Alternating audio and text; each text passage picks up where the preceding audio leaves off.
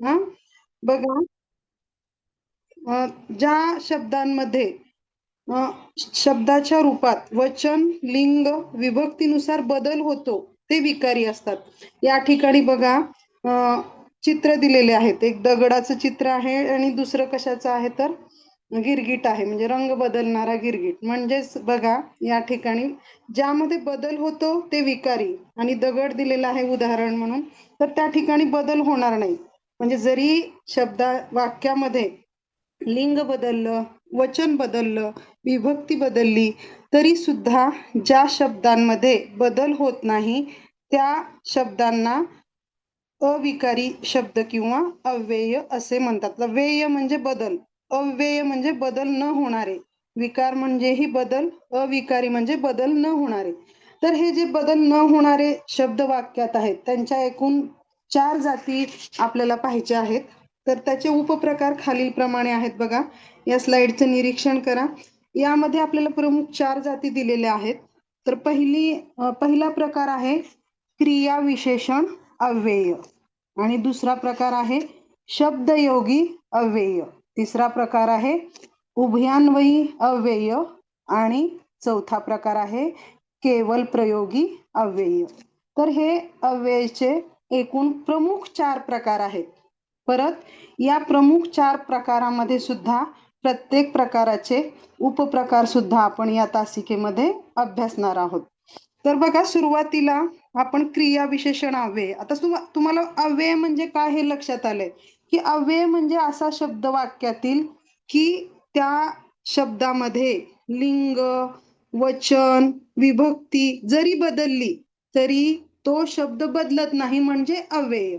मग हे जे अव्यय या कुटुंबामध्ये येणारे शब्द आहेत त्याचे प्रमुख 4 प्रकार आहेत. त्यापैकी आपण क्रिया विशेषण अव्यय हा प्रकार सर्वप्रथम अभ्यासणार आहोत. आता क्रिया विशेषण अव्यय. आता बघा, क्रिया विशेषण अव्यय म्हणजे काय? क्रियेविषयी अधिक माहिती सांगणाऱ्या अविकारी शब्दाला क्रिया विशेषण अव्यय असे म्हणतात. आता क्रिया विशेषण हे सुद्धा आपण अभ्यासलं आहे. तर आता सुरुवातीला आपण क्रिया विशेषण अव्यय अभ्यासताना क्रिया विशेषण जे की विकारी प्रकारामध्ये मोडतं, ज्यात बदल होतो, क्रिया विशेषण म्हणते मी. आणि क्रिया विशेषण व क्रिया विशेषण अव्यय या दोन्ही मधील आपण प्रमुख फरक बघणार आहोत. कारण उदाहरणामध्ये शब्द तीच असणार आहेत, परंतु ओळखताना आपल्याला तो शब्द क्रिया विशेषण आहे की क्रिया विशेषण अव्यय आहे हे आपल्याला समजण्यासाठी कोणती ट्रिक उपयोगी पडेल, किंवा आपल्याला व्याख्येवरून सुद्धा समजतं की क्रिया विशेषण जेव्हा ओळखायचं असतं तेव्हा त्या क्रिया विशेषणामध्ये बदल होतो, पण जेव्हा त्या वाक्यात त्या शब्दामध्ये बदल होत नाही असे आपल्याला समजले तर तो शब्द क्रिया विशेषण अव्यय म्हणून आलेला असतो. म्हणजे शब्द तोच असणार आहे. आता उदाहरण बघूया आपण. तो थोडा खातो. आता थोडा हे काय आहे? क्रिया विशेषण. कशावरनं बघा, आता जेव्हा तो आहे त्या ठिकाणी थोडा हा शब्द येतो, परंतु याच वाक्यामध्ये आपण जेव्हा कर्ता बदलतो, तोच्या ठिकाणी ती हा कर्ता वापरतो, त्यावेळेला लक्षात येतं की ती थोडी खाते. आता थोडा या शब्दामध्ये बदल झालेला आहे. काय झाले? थोडाचं थोडी झालेलं आहे. म्हणजे जेव्हा आपण वाक्याचा कर्ता बदलला, तोच्या ठिकाणी ती ठेवला, तर हेच वाक्य बघा, ती थोडा खातो असं येईल का? नाही. तर तो थोडा खातो, ती थोडी खाते. म्हणजे या ठिकाणी कर्ता बदलल्यामुळे काय झालेलं आहे, तर हे विशेषण म्हणून आलेला शब्द बदललेला आहे. म्हणून थोडा हे काय आहे? या ठिकाणी क्रिया विशेषण आहे. खातो या क्रियेविषयी विशेष माहिती देणारा शब्द आहे. तसंच आणखीन एक उदाहरण बघूया आपण. तो चांगला बोलतो. तो चांगला बोलतो. त्याचप्रमाणे जेव्हा आपण कर्ता बदलतो त्यावेळी त्या ठिकाणी येणार आहे ती चांगली बोलते. म्हणजे बोलण्याच्या क्रियेविषयी जे विषयी विशेष माहिती देणारा शब्द आहे तो चांगला आहे, परंतु जेव्हा आपण वाक्यातील कर्ता बदलतो त्यावेळेला चांगला या शब्दाचे रूपांतर चांगली या शब्दामध्ये होते. क्रिया मात्र तीच आहे बोलण्याची, परंतु आपण कर्ता बदलला, लगेच तिथं काय झालेलं आहे, त्या ठिकाणी विशेषणाचं रूप हे बदललेलं आहे. म्हणून या दोन्ही उदाहरणामधील विशेष माहिती देणारा शब्द हा क्रिया विशेषण विकारी या प्रकारामध्ये मोडतो. आता आपण वळूया क्रिया विशेषण अव्ययाकडे. आता ह्या उदाहरणामध्ये बघा, तो जोरात बोलतो. क्रिया बोलण्याचीच आहे बरं, तो जोरात बोलतो, परंतु याच उदाहरणामध्ये आपण जेव्हा कर्ता बदलतो तेव्हा काय बदल होतो का बघूया बरं. ती जोरात बोलते, क्रिया इथे पण बोलण्याची आहे, आपण कर्ता बदललाय, तोच्या ठिकाणी ती वापरलाय, परंतु क्रियेविषयी विशेष माहिती देणारा शब्द मात्र बदललेला नाहीये. बघा तुम्ही, तो जोरात बोलतो, ती जोरात बोलते, म्हणजे दोन्ही ठिकाणी विशेष माहिती देणारा शब्द अविकारी आहे, म्हणजे त्यात यत्किंचितही बदल झालेला आहे नाही. म्हणून जोरात हे विशेषण आहे, परंतु कसं विशेषण आहे, क्रिया विशेषण अव्यय आहे. हे आपल्याला छोटासा फरक जर जाणून घेता आला तर यावरील आपला एकही गुण जाणार नाही. तर यासाठी आपण आणखीन एक उदाहरण पाहूया. तो मोठ्याने बोलतो, तो मोठ्याने बोलतो. पुढील वाक्य बघा, ती मोठ्याने बोलते. आता बोलण्याच्या क्रियेविषयी विशेष माहिती मोठ्याने हा विशेषण आहे, परंतु जेव्हा आपण कर्ता बदलला, तोच्या ठिकाणी ती घेतलं, तर त्या ठिकाणी त्यामध्ये काहीही बदल झालेला नाही. म्हणून ही विशेष देणारा माहिती देणारा जो शब्द आहे तो क्रिया विशेषण अव्यय या भागामध्ये मोडतो. हा फरक जर आपल्याला लक्षात आला असेल तर कमेंट बॉक्समध्ये हो असं मला दिलं तर मी पुढील घटकाकडे वळते. हा फरक लक्षात आला का आपल्या, किंवा सांगितलेलं स्पष्टीकरण लक्षात आलं का? मला कोणीतरी कमेंट करा. समजलंय का? हा, म्हणजे क्रिया विशेषण आणि क्रिया विशेषण अव्यय या दोन्हीमध्ये जेव्हा आपल्याला फरक करता येतो किंवा फरक लक्षात येतो, आपल्याला ती संकल्पना समजली तर आपण पुढील भाग सहजपणे सोडवू शकतो. आता यानंतर आपण आता क्रिया विशेषण अव्ययाचे मुख्य प्रकार पाहणार आहोत. काय पाहणार आहोत? मुख्य प्रकार पाहणार आहोत. बघा बरं, क्रिया विशेषण अव्ययाचे कोणते प्रकार आहेत, स्क्रीनवर दिसत आहेत ना.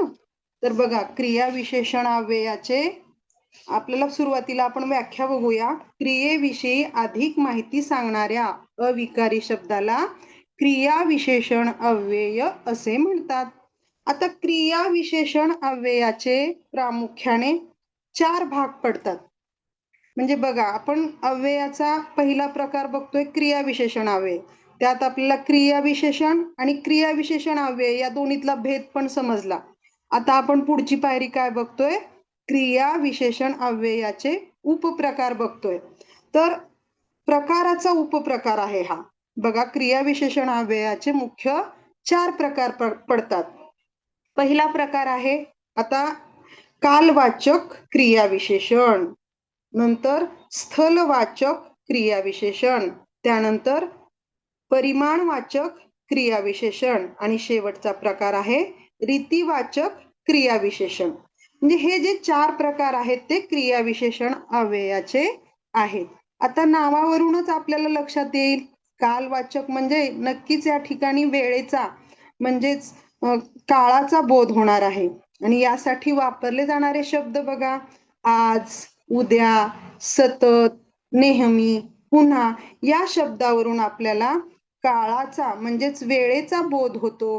म्हणून या वाक्यातील या प्रकारचे अविकारी शब्द, हे शब्द कधी कधी विकारी स्वरूपात सुद्धा येतात, ते उदाहरणातून आपण स्पष्ट करूया. परंतु जेव्हा अविकारी स्वरूपात येतात तेव्हा आपण त्या शब्दांना कालवाचक क्रिया विशेषण अव्यय असे म्हणतो. आता स्थलवाचक क्रिया विशेषण अव्यय म्हणजे या प्रकाराच्या नावावरूनच आपल्याला लक्षात येतं की स्थल म्हणजे स्थान, ठिकाण. ज्या अविकारी शब्दावरनं आपल्याला त्या वाक्यातील ठिकाणाचा बोध होतो. येथे, वर, दूर, पलीकडे. जेव्हा ठिकाणाचा, स्थलाचा बोध होतो तेव्हा त्या अविकारी शब्दाला आपण क्रियाविशेषण अव्यय असे म्हणतो. बघा आता या दोन कालवाचक आणि स्थलवाचक याविषयी थोडस सविस्तर माहिती घेऊया. एकदम 4 जर आपण घेतलो तर आपल्याला थोडासा गोंधळ निर्माण होईल. मग सुरुवातीला आपण या दोघांविषयी सविस्तर माहिती घेऊया. आता कालवाचक क्रियाविशेषण अव्यय जेव्हा आपण अभ्यासतो त्यावेळेस जी अव्यये क्रिया घडण्याची वेळ दर्शवितात त्यांना कालवाचक क्रियाविशेषण अव्यय असे म्हणतात. म्हणजे जी वाक्यातील क्रिया घडत आहे त्या क्रियेच्या घडण्याच्या वेळ जेव्हा दर्शवली जाते त्यावेळेस आपण त्या शब्दाला क्रियाविशेषण अव्यय असे म्हणतो. आता बघा काही त्या क्रिया विशेषण अव्ययाचे सुद्धा पुन्हा उपप्रकार आहेत. कालदर्शक, सातत्यदर्शक, आवृत्तीदर्शक. हे एवढे काही महत्वाचे नाहीयेत, पण आपल्याला ते वाक्यात समजून येतं की सातत्यदर्शक म्हणजे ती सतत घडणारी क्रिया आहे, आवृत्तीदर्शक म्हणजे ती पुन्हा पुन्हा घडणारी आहे. आता बघा आपण या प्रकारावरून कोणते शब्द आहेत, कालवाचक क्रियाविशेषण अव्ययामध्ये येणारे शब्द कोणते आहेत, तर आज आहे, आता आहे, उद्या, हल्ली, त्याचबरोबर सध्या, आधी, लगेच, जेव्हा, पूर्वी या प्रकारचे जे सर्व शब्द आहेत ते कालवाचक क्रियाविशेषण अव्ययामध्ये मोडतात. त्याचबरोबर क्रियेचं सातत्य दर्शवणारे शब्द सुद्धा आहेत बघा. सदा आहे, सर्वदा आहे, सतत, नेहमी, नित्य, त्याचबरोबर दिवसभर, आजकाल इत्यादी. हे जे सगळे शब्द आहेत ते क्रियेतील सातत्य दर्शवतात. म्हणून या प्रकारच्या शब्दांना कालदर्शक कालवाचक क्रियाविशेषण अव्यय म्हणतो. त्यातल्या त्यात हे सातत्य दाखवणारे शब्द आहेत. आता आवृत्तीदर्शक कोणते शब्द आहेत, पुन्हा पुन्हा, दररोज, क्षणोक्षणी, वारंवार, फिरून. हे जे शब्द आहेत ते आवृत्ती दर्शवतात. एखाद्या क्रियेची आवृत्ती म्हणजे एखादी क्रिया पुन्हा पुन्हा घडत आहे या प्रकारचे उदाहरणे यामध्ये मोडतात. आता हे आपण पाहिली माहिती कशाची, तर कालवाचक क्रियाविशेषण अव्ययाची माहिती आपण ही पाहिली. हा भाग समजला का?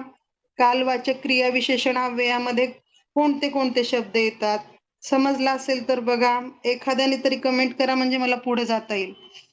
कालवाचक क्रियाविशेषण अव्यय समजला का? छान. आता यानंतर आपण पुढचं बघूया, स्थलवाचक क्रियाविशेषण अव्यय. आता स्थलवाचक ह्या नावावरूनच आपल्या लक्षात येतं की जे अव्यय वाक्यातील क्रिया घडण्याचे स्थळ दर्शवितात त्याला काय म्हणतो आपण, स्थलवाचक क्रियाविशेषण अव्यय. म्हणजे ठिकाण, क्रिया घडण्याचं ठिकाण आपल्याला ज्या शब्दावरनं समजतं त्या शब्दाला आपण स्थलवाचक क्रियाविशेषण अव्यय असे म्हणतो. आता स्थलवाचक क्रियाविशेषण अव्ययाचे सुद्धा 2 प्रकार आहेत, स्थितीदर्शक आणि गतिदर्शक.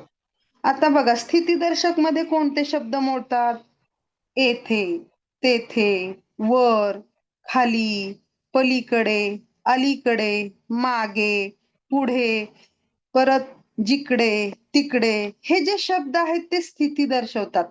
आणि गती म्हणजे बघा, गतिदर्शक स्थलवाचक क्रियाविशेषणामध्ये कोणकोणते शब्द येतात, तर दूर, पुढून, मागून, इकडून, तिकडून, वरून, खालून. हे सहज आपल्याला शब्द वाचल्यानंतर लक्षात येतं की बाबा या शब्दावरून आपल्याला गती समजते की ठराविक एखादं ठिकाण तिथं नाहीये. पुढून आता येथे म्हणल्यानंतर स्थिती आपल्याला माहित 100% शुअर असतो आपण, येथे म्हणजे या ठिकाणी, तेथे त्या झाडाखाली, तेथे म्हणजे आपल्याला नक्कीच ती जागा माहितीये. परंतु पुढून आला, मागून आला, जेव्हा आपण वाक्यात उपयोग करतो या शब्दांचा तेव्हा आपल्याला ते ठिकाण अगदी माहिती नसतं.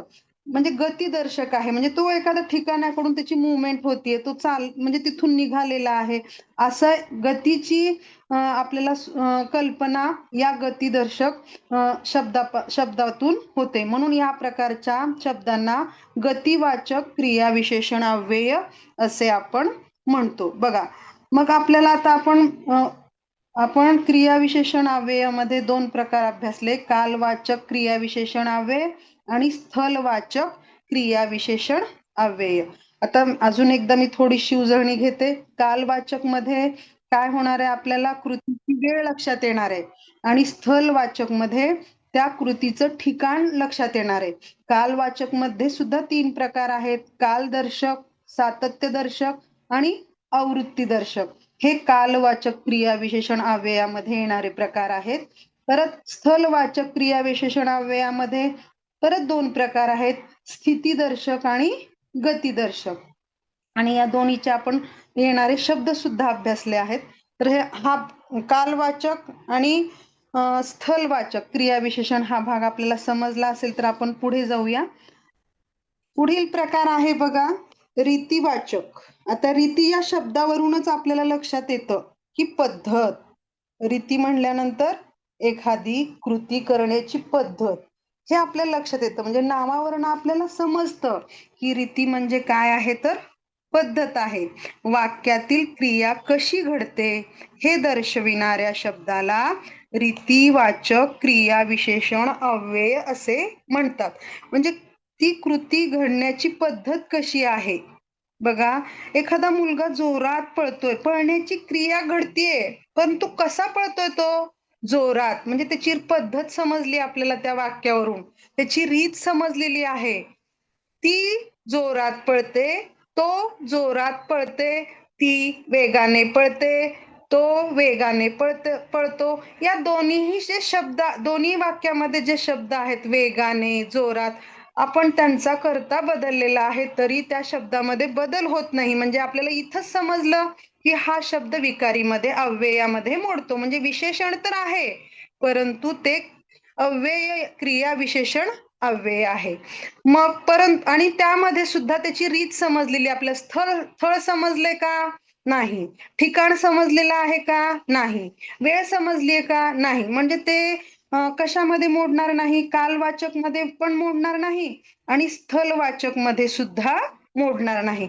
तर या जोरात या शब्दामुळे, वेगाने या शब्दामुळे आपल्याला काय समजणार आहे, तर त्या वाक्यातील कृतीचा काय समजणार आहे, रीत समजणार आहे, पद्धत समजणार आहे. म्हणून अशा प्रकारच्या शब्दांना आपण रीतिवाचक क्रियाविशेषण अव्यय असे म्हणतो. बघा, मी अजून एकदा व्याख्या सांगते. वाक्यातील क्रिया कशी घडते हे दर्शविणाऱ्या शब्दाला रीतिवाचक क्रियाविशेषण अव्यय असे म्हणतात. आता रीतिवाचक क्रियाविशेषण अव्ययाचा कुठलाही उपप्रकार नाही, तर ते एकच आहे, रीतिवाचक क्रियाविशेषण अव्यय.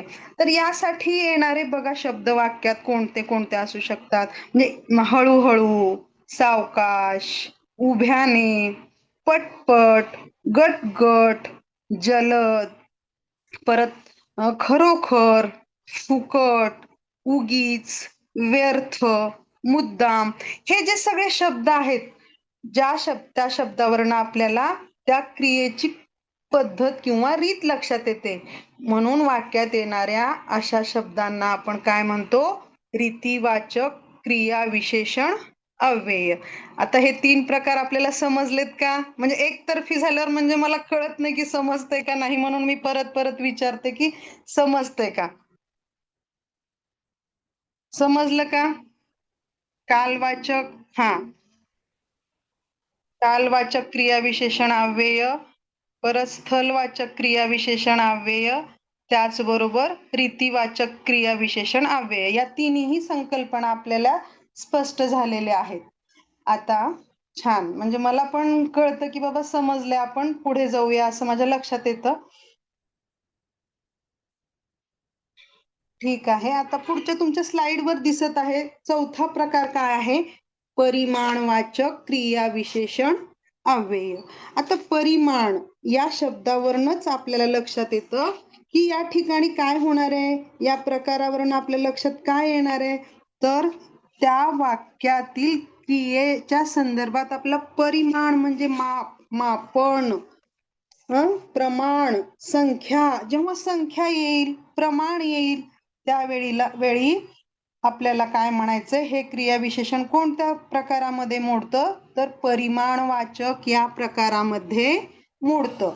आता परिमाण हे परिमाणवाचक क्रियाविशेषण सुद्धा आहे, जे की वाक्यात कर्ता वगैरे आल्या, लिंग बदलल्यानंतर त्यांच्यामध्ये बदल होतो, परंतु ज्या परिमाणवाचक क्रियाविशेषणामध्ये कर्ता, लिंग, प्रत्यय, परत विभक्ती या सगळ्यांमध्ये कोणताही बदल होत नाही, त्या विशेषणांना आपण परिमाणवाचक क्रियाविशेषण अव्यय असे म्हणतो.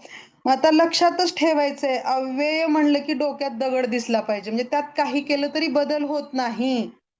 आणि इकडच्या बाजूला जेव्हा विकारीमध्ये आपण बघतो त्यामध्ये बदल होतो. हे आपण दोन्ही संकल्पना सुरुवातीपासून लक्षात ठेवलं तर विकारी आणि अविकारी शब्द म्हणजे क्रियाविशेषण आणि क्रियाविशेषण अव्यय या दोन्ही मधील फरक आपल्याला लक्षात, कारण हे दोन्ही फसवे असणार आहेत. शब्द तेच असणार आहेत, थोडा इकडे पण थोडा असणार आहे, परंतु तिकडे पण थोडा असणार आहे, पण आपल्याला ते वाक्य बदलून बघायचंय की त्याचा कर्ता बदलला आपण, तर त्या शब्दामध्ये, त्या विशेषणामध्ये जर बदल होत असेल तर ते फक्त क्रियाविशेषण आहे. आणि जेव्हा आपण कर्ता बदलला तरी सुद्धा त्या विशेषणामध्ये काहीही बदल होत नाही, तेव्हा मात्र ते विशेषण हे क्रिया विशेषण अव्यय या प्रकारामध्ये मोडतं. आता आपण पाहत होतो की परिमाणवाचक क्रिया विशेषण अव्यय. आता परिमाणवाचक म्हणजे काय आहे, जे अव्यय क्रियेचे परिमाण दर्शविते किंवा क्रिया किती वेळा घडली हे दर्शविते, त्याला परिमाणवाचक क्रिया किंवा संख्यावाचक क्रिया विशेषण अव्यय असे म्हणतात. बघा, जे अव्यय क्रियेचे परिमाण दर्शविते किंवा क्रिया किती वेळा घडली हे दर्शविते किंवा त्याची संख्या दर्शविते, अशा क्रियाविशेषणाला परिमाणवाचक क्रियाविशेषण किंवा संख्यावाचक क्रियाविशेषण अव्यय असे आपण म्हणतो. आता या परिमाणवाचक क्रियाविशेषण अव्ययाचा सुद्धा कुठलाही उपप्रकार नाही. तर यामध्ये कुठले शब्द येतात, थोडा, परत अगदी, मुळीच नाही, भरपूर, मोजके, पूर्ण, अर्धा, अतिशय, बिलकुल, हे जे परिमाण दर्शवणारे सर्व शब्द आहेत ते सर्व परिमाणवाचक क्रिया विशेषण अव्यय या प्रकारामध्ये मोडतात. म्हणजे आपण आता क्रिया विशेषण अव्यय हा अव्ययाचा पहिला प्रकार बघितला. या पहिल्या प्रकारामध्ये आपण क्रियाविशेषण अव्ययाचे 4 प्रकार बघितले. पहिला प्रकार आहे कालवाचक क्रियाविशेषण अव्यय, त्याचे परत 3 प्रकार, कालदर्शक, सातत्यदर्शक आणि आवृत्तीदर्शक. त्यानंतर आपण दुसरा प्रकार अभ्यासला स्थलवाचक क्रियाविशेषण अव्यय.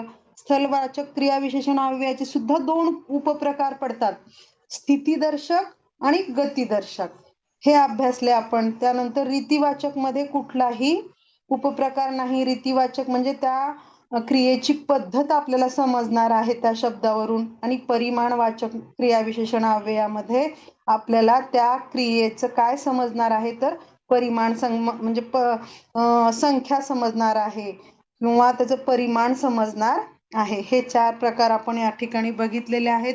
आता क्रियाविशेषण अव्यय हा भाग आपल्याला पूर्णपणे समजला असेल, संकल्पना अगदी क्लिअर झालेली आहे. या क्रियाविशेषण अव्ययाचे 4 प्रकार आहेत. पहिल्या 2 प्रकाराचे उपप्रकार आहेत आणि नंतरच्या 2 प्रकाराचे उपप्रकार नाहीत. ते ओळखण्याची ट्रिक किंवा आपण व्याख्या पण बघितली, उदाहरणे पण बघितले. त्याचबरोबर क्रियाविशेषण आणि क्रियाविशेषण अव्यय या दोन्ही मधील भेद सुद्धा आपण या ठिकाणी अभ्यासलेला आहे. तर हा भाग समजला असेल तर यावरील आपण एक प्रश्न पाहूया. बघा, प्रश्न आहे तुमच्या समोर. तर प्रश्न काय आहे बघा, प्रश्न काय आहे? तो नेहमी उशिरा येतो. तो नेहमी उशिरा येतो. या वाक्यात अधोरेखित म्हणजे नेहमीला अधोरेखित केलेलं आहे. शब्दाचा अव्यय प्रकार ओळखा. बघा, कोणतं स्थलवाचक आहे का? नेहमीवरून आपल्याला ठिकाणाचा बोध होतोय का? नाही. रीतिवाचक आहे का? नाही. तर नेहमी यावरून आपल्याला काय होतं तर कालवाचक म्हणजे वेळेचा सातत्य दर्शवणारा हा शब्द आहे. आपल्याला त्यातलं वेळ सातत्य आपल्याला समजत आहे. काल त्या वाक्यात काळ उशिरा येण्याचा म्हणजे काळ समजतोय. नेहमी उशिरा येतो. म्हणून हे काय आहे तर नेहमी हे या वाक्यातील काय आहे तर कालवाचक क्रियाविशेषण आहे. हा भाग पूर्णपणे समजला का? आपण पुढच्या भागाकडे मग वळूया, कारण पुढचा उपप्रकार आपण अभ्यासणार आहोत. आता पुढचा उपप्रकार आहे शब्दयोगी. पुढचा उपप्रकार आहे शब्दयोगी अव्यय. बघा, आता क्रियाविशेषण अव्यय आपण पूर्णपणे अभ्यासल्यात. आपण वळूया शब्दयोगी अव्ययाकडे. तर शब्दयोगी अव्ययाची व्याख्या बघा. जे शब्द सामान्यतः नामाच्या किंवा सर्वनामाला जोडून येतात व वाक्यातील शब्दाचा संबंध दर्शवितात त्यांना शब्दयोगी अव्यय म्हणतात. बघा, शब्दयोगी अव्यय ओळखण्यासाठी खूप सोपं आहे. बघा, जे शब्द सामान्यतः नामांना किंवा सर्वनामांना जोडून येतात व वाक्यातील शब्दांचा संबंध दर्शवितात त्यांना शब्दयोगी अव्यय म्हणतात. यातला सगळ्यात महत्वाचा शब्द आहे, तुम्ही अंडरलाईन करून घ्या. नामांना किंवा सर्वनामांना. एखाद्या वाक्यामध्ये नामाला किंवा सर्वनामाला जर जोडून विशेषण आलं असेल तर ते डोळे झाकून आपल्याला म्हणायचंय की ते शब्दयोगी अव्यय आहे. म्हणजे वाक्यातील म्हणजे त्या नामाला किंवा सर्वनामाला ते तो शब्द जोडून येतो आणि त्याचं काम काय आहे तर शब्दातील वाक्यातील शब्दांचा संबंध त्या शब्दामुळं जोडला जातो. म्हणजे सगळ्यात महत्वाचं इथं काय आहे तर शब्दयोगी अव्यय जे आहे तर ते नामाला किंवा सर्वनामाला ते जोडून येतात. इथं दिलं बघा, लोहचुंबक नामाला आणि सर्वनामाला ते पकडून ठेवतात. झाड अधिक वर, त्याबरोबर त्यापासून तयार होणारा शब्द आहे झाडावर. आता त्यानंतर काय आहे शाळा आणि बाहेर. याला काय यापासून तयार होणारा शब्द काय आहे शाळे बाहेर. त्याचबरोबर घर आणि समोर आहेत, त्यापासून शब्द तयार होतो घरासमोर. आता यामध्ये आपण एक महत्वाचा अभ्यास करणार. आपण क्रियाविशेषण अव्यय अभ्यासताना सुद्धा हा फरक अभ्यासला की क्रियाविशेषण आणि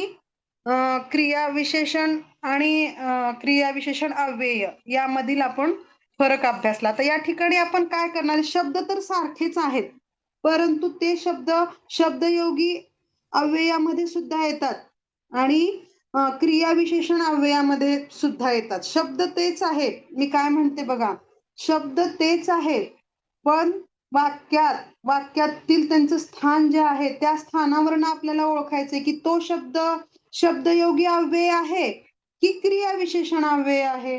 आता एक उदाहरण घेऊया आपण. वर हा शब्द आहे, तर तुम्हाला एक मिनिटाचा वेळ देते मी.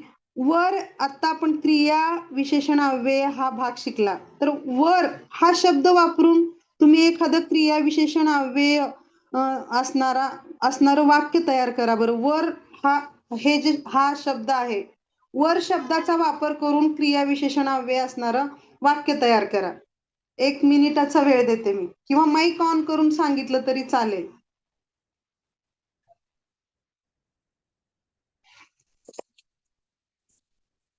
किंवा टाईप केलं तरी चालेल. वर या शब्दाचा उपयोग करून क्रियाविशेषण अव्यय म्हणून आपण कसं वापरू शकतो वर या शब्दाला. तर बघा, मीच सांगते.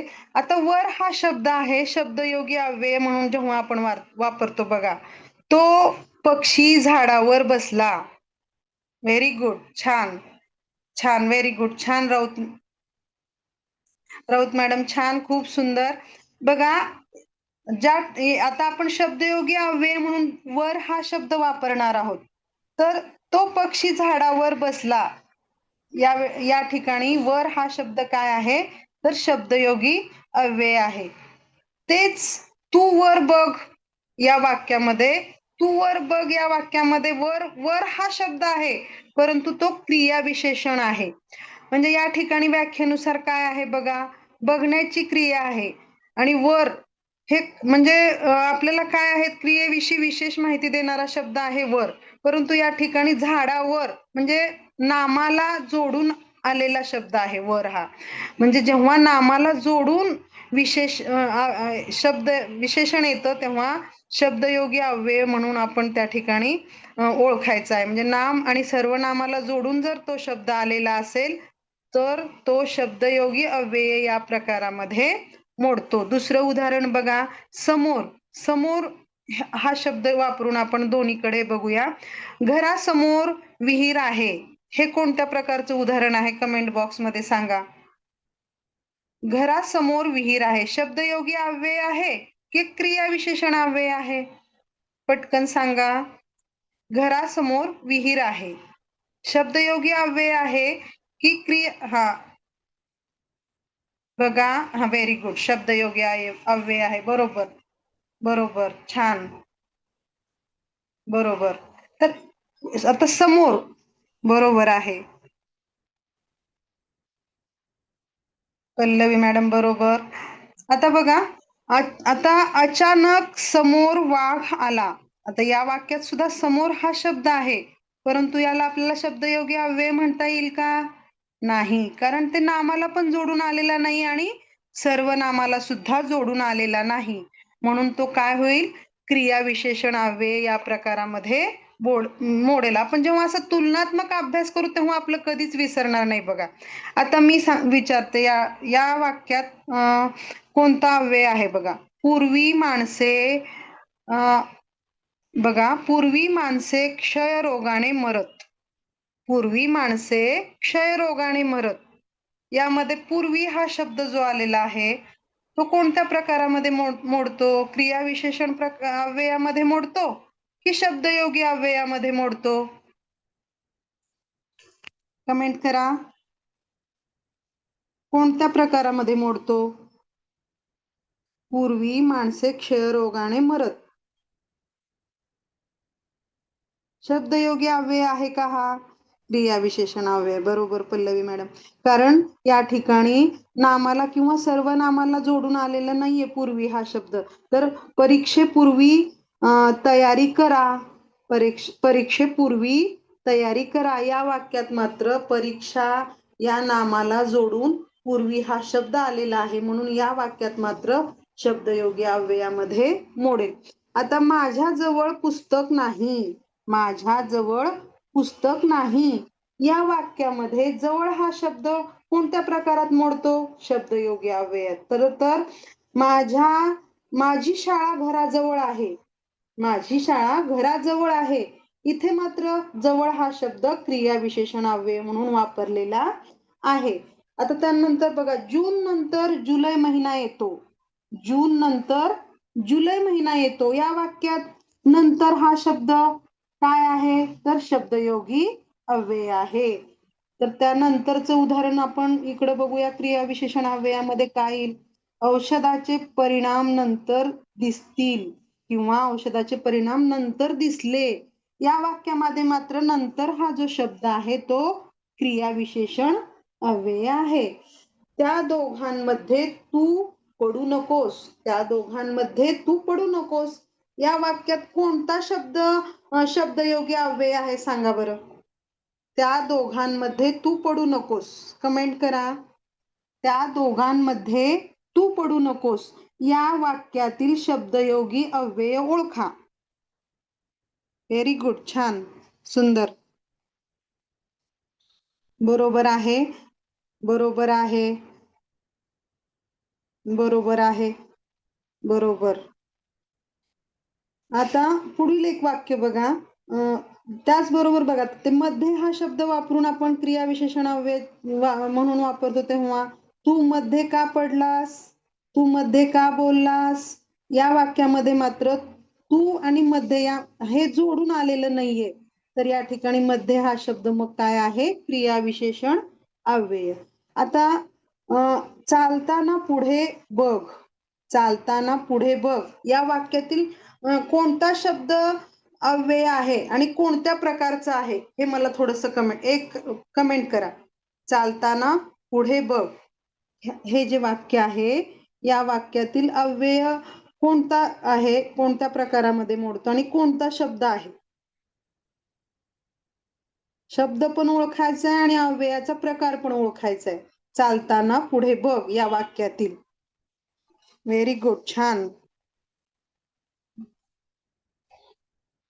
बरोबर आहे. तर चालताना पुढे बघ या वाक्यामध्ये पुढे हा जो शब्द आहे तो क्रिया विशेषण अव्यय आहे आणि याच पुढे या शब्दाचा वापर आपण जेव्हा शब्दयोगी अव्यय म्हणून करतो तेव्हा काय येईल बरं, मूर्खा पुढे शहाणपणा चालत नाही. या ठिकाणी काय आहे तर मूर्खापुढे म्हणजेच इथे आपल्याला पुढे हा शब्द कर्त्याला जोडून आलेला दिसतो, म्हणून हा पुढे शब्द हा शब्दयोगी अव्ययामध्ये मोडतात. आता या शब्दयोगी अव्ययामध्ये येणारे सर्वसाधारणपणे जास्तीत जास्त शब्द कोणते आहेत बरं. आता बघा, पर्यंत, फुलांपर्यंत, बाहेर, पलीकडे, समक्ष, परत द्वारा, पत्राद्वारा. तर पत्रद्वारा म्हणजे द्वारा हा जो शब्द आहे तो शब्दयोगी अव्ययाचे उदाहरण आहे. लग्न बघा, प्रित्यर्थ, प्रित्यर्थ हा शब्द सुद्धा शब्दयोगी अव्ययामध्ये मोडतो. कारण कारणास्तव, आता पत्र लिहिताना आपण हे शब्द वापरतो की कारणास्तव, यामध्ये कारणाला जोडून आलेला आहे. परत सुखापेक्षा, आता यामध्ये सुखाला जोडून पेक्षा जेव्हा आलं तेव्हा पेक्षा हे काय आहे, शब्दयोगी अव्ययाचे उदाहरण आहे. मित्राविना म्हणजे मित्र याला जोडून आलं, विना हा शब्द मित्राविना म्हणजेच मित्राशिवाय. आईसम, परत भारतासारखा, हे जे सर्व शब्द आहेत, सहली निमित्त का, परत त्याचबरोबर अशा आणखीन शब्द एक तुम्ही पण शब्द टाका बरं कमेंट मध्ये, कोणकोणते शब्द येतील. भावांपैकी, जमिनी खालून, ढगांवर, परत सावलीतून, हे जे सर्व नामाला जोडून येणारे शब्द आहेत ते शब्दयोगी अव्ययाची उदाहरणे आहेत. तर आता आपल्याला क्रिया विशेषण अव्यय आणि शब्दयोगी अव्यय समजले का. टेबलवर, बरोबर आहे, टेबलावर. हे दोन्ही प्रकार आपले क्लिअर झालेत का. समजला असेल तर आपण पुढे जाऊया, पुढील प्रकाराकडे वळूया आपण. शब्दयोगी क्रिया विशेषण अव्यय आणि शब्दयोगी अव्यय दोन्ही प्रकार समजले का, कमेंट करा. आता बघा, तिथं असंच समोर उदाहरण दिलेले आहेत तुमच्या समोर, समजलं आहे. आता बघा, समोर उदाहरण दिलेले आहेत. क्रिया विशेषण अव्ययाच्या संदर्भात काय नियम लक्षात ठेवायचा आहे. नियम, क्रिया विशेषण अव्यय हे शब्द स्वतंत्र येतो, नामाला जोडलेला नसतो. तो वर बघत होता, इथे वर स्वतंत्र आलेला आहे म्हणून ते काय आहे, क्रिया विशेषण आहे. परंतु शब्दयोगी अव्ययामध्ये नियम बदललेला आहे. शब्द नामाला किंवा सर्वनामाला जोडून येतो. यामध्ये काय उदाहरण आहे, पक्षी झाडावर बसला आहे. इथे झाडावर म्हणजे झाड अधिक वर, झाडाला जोडून आलेला आहे म्हणून त्याचा अव्यय प्रकार कोणता आहे तर शब्दयोगी अव्यय हा प्रकार आहे. हे आपण भरपूर उदाहरणामधून समजून घेतलेलं आहे. आता पुढील माहिती बघूया आपण. प्रश्न दिलेला आहे तुमच्यासाठी. काय प्रश्न आहे, खालीलपैकी कोणत्या वाक्यात खाली हा शब्द शब्दयोगी अव्यय म्हणून आला आहे. तर हे सहज आत्ताच एक टेबलावरचं उदाहरण कमेंट केलेलं होतं. तर इथे पुस्तक टेबलाखाली पडले. आता टेबलाखाली या ठिकाणी टेबलाला जोडून खाली हा शब्द आलेला आहे म्हणून या ठिकाणी खाली हा जो शब्द आहे तो शब्दयोगी अव्ययाचा प्रकार आहे. आता तो खाली पडला, यामध्ये मात्र तर सर्वनामाला जोडून खाली हा शब्द आहे का? नाही. म्हणून तो खाली पडला, या ठिकाणी खाली हे क्रियाविशेषण अव्यय आहे. तू खाली बस, तू खाली हाच शब्द आहे बघा चारी पण वाक्यामध्ये. परंतु खाली बस या ठिकाणी सुद्धा आपल्याला क्रियाविशेषण अव्यय म्हणावं लागेल.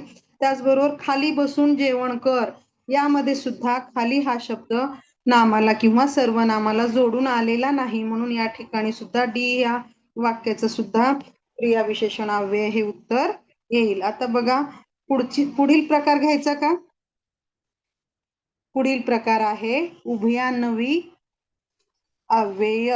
उभयान्वयी या ठिकाणी आपल्याला नावावरूनच समजतंय बघा. उभय दोन किंवा अधिक शब्द, बघा दोन किंवा अधिक शब्द किंवा वाक्य, म्हणजे दोन शब्द तरी असतील, दोन वाक्य तरी असतील, दोन शब्दांना किंवा दोन वाक्यांना जोडणाऱ्या अविकारी शब्दांना उभयान्वयी अव्यय म्हणतात.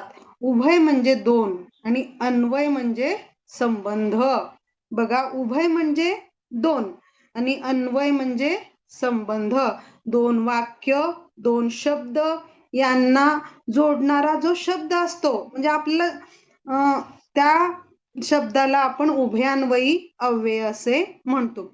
आता उभयान्वयी अव्यय जेव्हा आपण व्याकरणामध्ये कुठलेही प्रकार असू दे अभ्यासतो, तेव्हा त्या प्रकाराचा नाव जे असतं त्या नावाचा थोडा सखोल अभ्यास जर आपण केला तर आपल्या सहजपणे त्यात म्हणजे ओळखताना फायदा होणार आहे. म्हणजे नावामध्येच त्याविषयी माहिती दडलेली असते. आता उभयान्वयीमध्ये उभय म्हणजे दोन आणि अन्वय म्हणजे संबंध, म्हणजे दोन शब्द असतील, दोन वाक्य असतील, त्यांना जोडणार जो शब्द असतो त्या शब्दाला आपण उभयान्वयी अव्यय असे म्हणतो. परंतु या ठिकाणी महत्वाची गोष्ट कोणती आहे, तर तो जोडणारा जो शब्द आहे तो विकारी असला पाहिजे, अविकारी असला पाहिजे. विकारी म्हणजे त्यात बदल झालेला चालणार नाही. विकारी असेल तर तो अव्ययमध्ये मोडणार नाही. अविकारी असेल तरच तो शब्द अव्ययामध्ये मोडणार आहे. आता इथं चित्रातून आपल्याला लक्षात येते बघा, वाक्य एक आणि वाक्य दोन यांना जोडणारा शब्द आहे तो कोण असणार आहे? उभयान्वयी अव्यय असणार आहे. आता उभयान्वयी अव्ययाचे सुद्धा दोन प्रकार पडतात बघा. उभयान्वयी अव्ययाचे सुद्धा दोन प्रकार पडतात. पहिला प्रकार कोणता आहे? प्रधानत्व सूचक. दुसरा प्रकार आहे गौणत्व सूचक. आता या सुद्धा नावावरून बऱ्याच संकल्पना आपल्या डोक्यात स्पष्ट होतात. प्रधानत्व म्हणल्यानंतर, गौणत्व म्हणल्यानंतर, म्हणजे नावावरूनच आपल्याला बऱ्याच गोष्टी समजतात. आता बघा, दोन किंवा अधिक शब्द किंवा दोन वाक्य जोडणाऱ्या अविकारी शब्दाला उभयान्वयी अव्यय असे म्हणतात. आता प्रधानत्व सूचक मध्ये काय येईल? आता या प्रकारामध्ये जे जोडणारे वाक्य आहेत ते एकमेकावर अवलंबून असतात. बघा, प्रधानत्व सूचक उभयान्वयी अव्ययामध्ये जे दोन शब्द किंवा दोन वाक्य असतात ते एकमेकावर अवलंबून असतात. म्हणजे जोडलेले दोन्ही वाक्य महत्वाचे असतात. जर एक वाक्य वापरलं आणि दुसरं वाक्य वापरलं तर त्या पहिल्या वाक्याला दुसऱ्याशिवाय अर्थ राहणार नाही आणि दुसऱ्या वाक्याला पहिल्याशिवाय अर्थ राहणार नाही.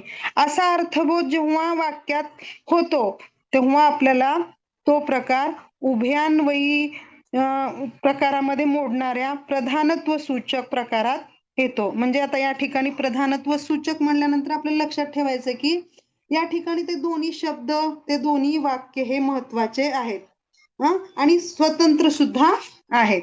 बघा, यामध्ये कोणकोणत्या ह्याचा समावेश होतो, तर यामध्ये बघा वाक्य दिलेले आहेत.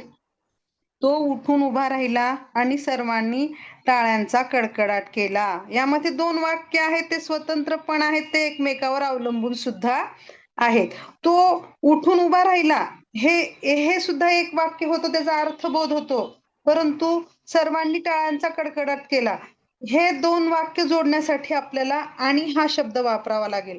तर आणि हा शब्द जेव्हा आपण वापरतो तेव्हा त्या आणि ह्या शब्दाला आपण काय म्हणायचंय, तर उभयान्वयी अव्यय म्हणणार आहोत, कारण त्याच्यामुळे त्या आणि या शब्दामुळे दोन वाक्य जोडलेली आहेत आणि दोन्हीही वाक्य या ठिकाणी महत्वाचे आहेत. म्हणून हा कोणता प्रकार होणार आहे तर प्रधानत्व सूचक उभयान्वयी अव्यय हा प्रकार होणार आहे. जसं दुसरं उदाहरण आहे बघा, सकाळ झाली व पक्षी गाऊ लागले. या ठिकाणी आता सांगा बरं, सकाळ झाली व पक्षी गाऊ लागले या ठिकाणी कोणता शब्द हा उभयान्वयी अव्ययाचा उदाहरण आहे? सकाळ झाली व पक्षी गाऊ लागले. कमेंट करा. सकाळ झाली व पक्षी गाऊ लागले. व बरोबर आहे. तर या ठिकाणी सकाळ झाली हे एक वाक्य आहे आणि पक्षी गाऊ लागले हे दुसरं वाक्य आहे.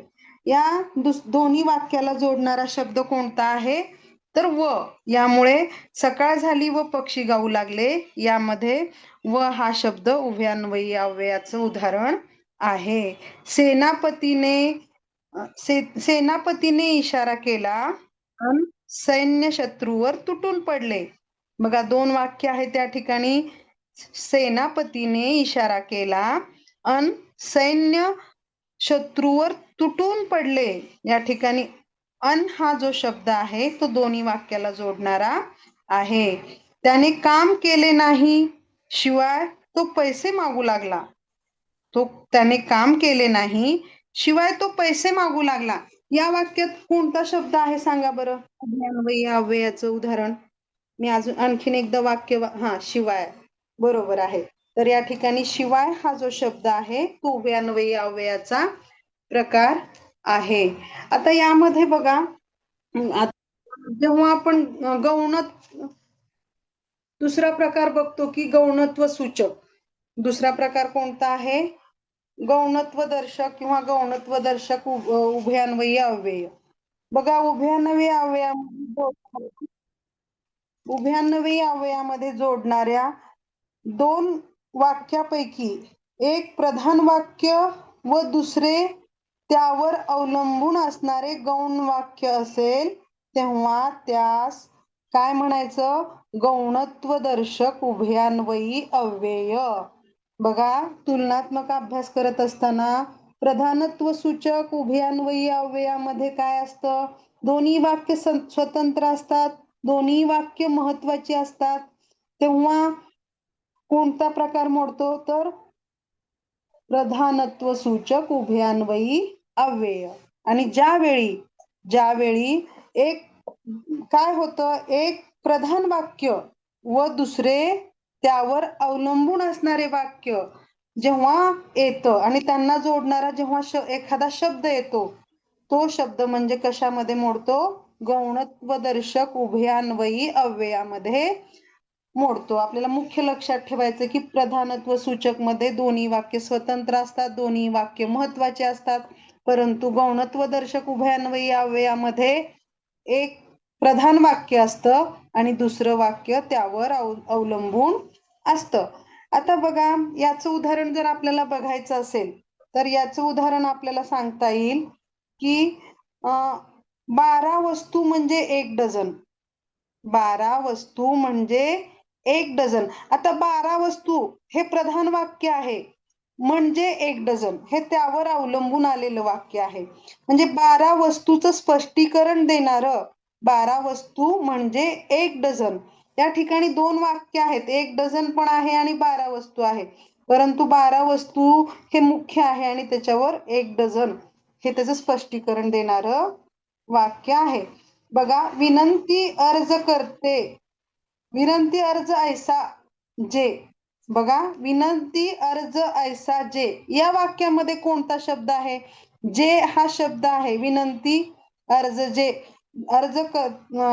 विनंती अर्ज ऐसा जे यामध्ये जे हा शब्द जो आहे तो काय आहे तर गौणत्वदर्शक उभयान्वयी अव्यय आहे.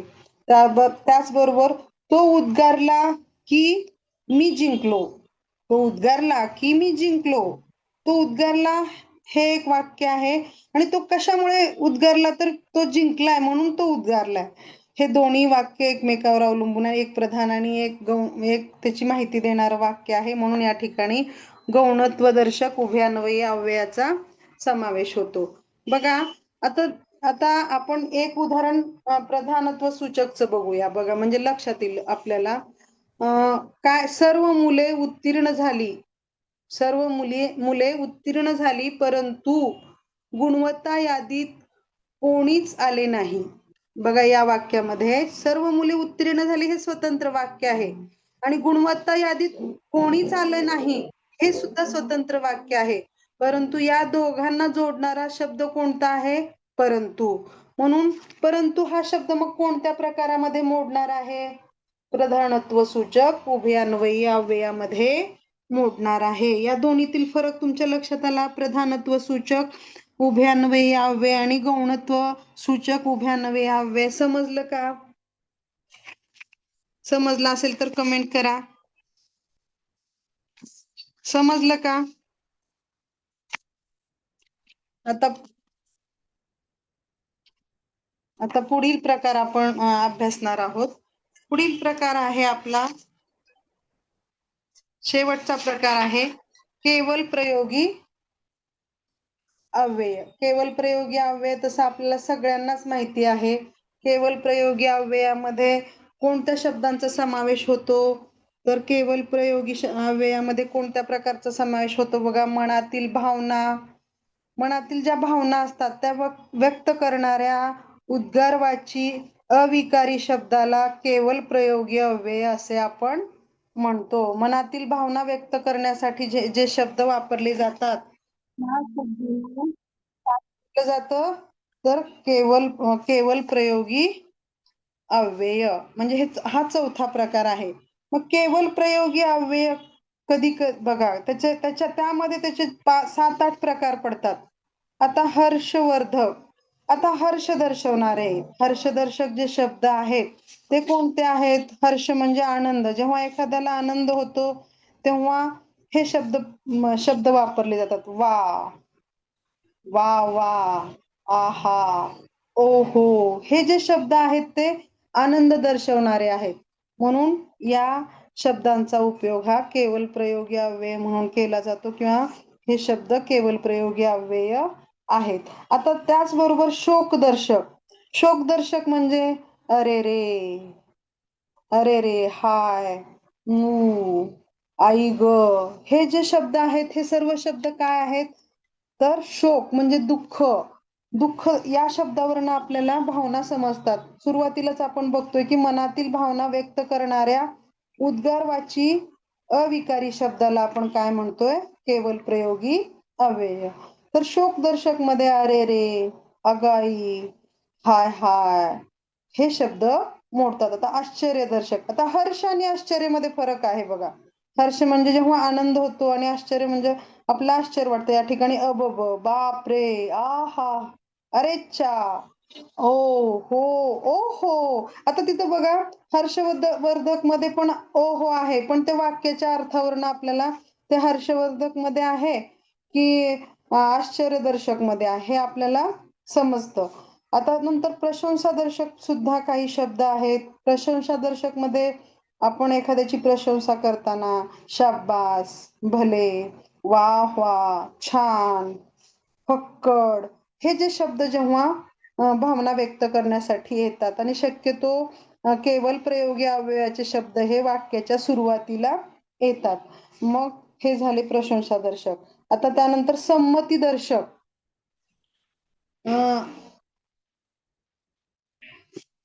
आता यानंतर आहे संमतीदर्शक. जेव्हा आपण संमती दर्शवतो, बघा, संमती दर्शवतो म्हणजे एखाद्याला होकार किंवा नकार सांगतो. हा, जी, अच्छा, बरं, बस, हे जे सगळे संमतीदर्शक शब्द आहेत ते संमतीदर्शक शब्द केवल प्रयोगी अव्ययामध्ये मोडतात.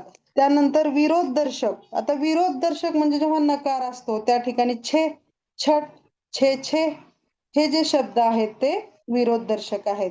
त्यानंतर 7वा प्रकार आहे तो कोणता आहे? तिरस्कार दर्शक. छी, छी, छत, हे जे शब्द आहेत तर तिरस्कार दर्शक आहेत. त्याचबरोबर संबोधदर्शक काही शब्द आहेत. अग, अरे, ए, अहो, हे जे शब्द आहेत ते संबोधदर्शक आहेत. बघा, केवल प्रयोगी अव्ययामध्ये आपण 5-7-8 प्रकार पाहिलो. त्यामध्ये हर्षदर्शक आहे, शोकदर्शक आहे, आश्चर्यदर्शक आहे, प्रशंसादर्शक आहे, संमतीदर्शक आहे, विरोधदर्शक आहे, तिरस्कारदर्शक आहे आणि संबोधदर्शक आहे. बघा, ह्या ठिकाणी आपण जे केवल प्रयोगी अव्यय बघितलं, हा सोपा आणि सहज समजणारा अव्यय प्रकार आहे. कारण मनातील भावना यामध्ये आपल्याला समजतात आणि सहज सहज आपल्याला हा ओळखता येतो. आता आपण अव्ययाचे प्रकार बघताना, शब्दयोगी अव्यय बघताना सुरुवातीला आपण काय बघितले तर क्रियाविशेषण अव्यय बघितलो. क्रियाविशेषण अव्यय बघताना आपण शब्दयोगी अव्यय आणि क्रियाविशेषण अव्यय मधील फरक बघितला. त्याचबरोबर उभयान्वयी अव्यय बघितले, त्याचे प्रकार बघितले. त्याचबरोबर आपण त्यानंतर काय बघितलं, उभयान्वयी अव्ययानंतर केवल प्रयोगी अव्यय बघितले. म्हणजे चारही प्रकार आपण जवळजवळ या ठिकाणी बघितलेले आहेत. तर हा भाग आपल्याला समजला असेल तर यावर आधारित मी प्रश्नोत्तराची PDF टाकते आणि या ठिकाणी आपण थांबूया. मग समजले का? चालेल सर. थांबायचं का करू ना मॅडम? गुरव मॅडम.